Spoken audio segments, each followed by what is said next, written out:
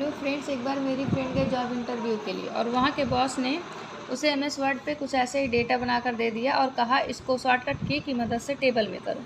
तब मेरी फ्रेंड ने क्या किया, पहले डेटा को सिलेक्ट कर लिया, Ctrl A की मदद से सिलेक्ट कर लिया, फिर चली गई इंसर्ट टैब पे।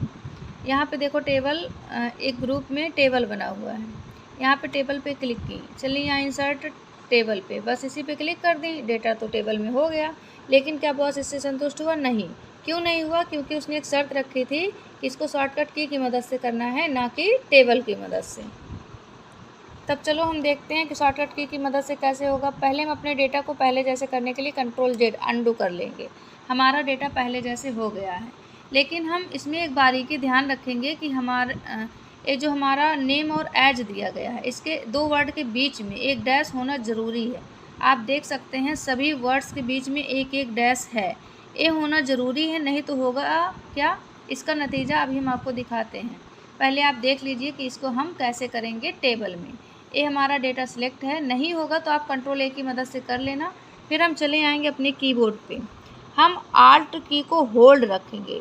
होल्ड करते ही ये हमारा यहाँ पे कुछ ऐसे एक्टिव हो जाएगा, आप देख सकते हैं। एक्टिव होने के बाद हम Alt की को होल्ड ही रखेंगे, तब हम इसी के साथ N की प्रेस करेंगे। अब देखो यहाँ पे कैसे एक्टिव हो गया।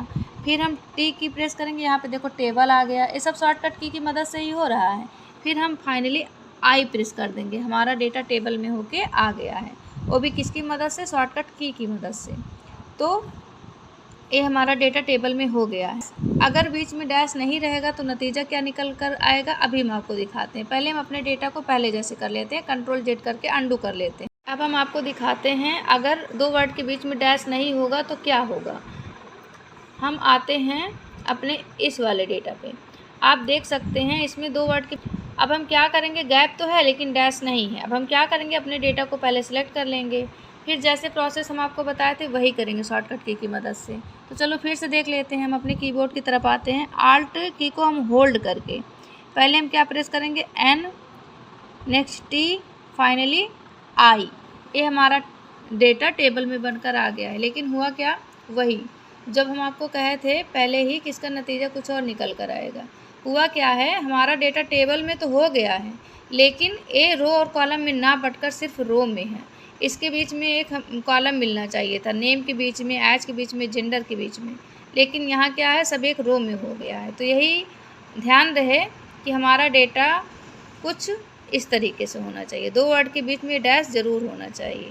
कैसे लगी आपको हमारी ये जानकारी? अगर अच्छी लगी हो तो कृपया मेरे चैनल को सब्सक्राइब कीजिएगा, वीडियो को लाइक कीजिएगा एंड अपने मित्रों के साथ शेयर कीजिएगा। तब तक के लिए अपना ध्यान रखिएगा। तो मिलते हैं अपने नेक्स्ट वीडियो में। Thank you.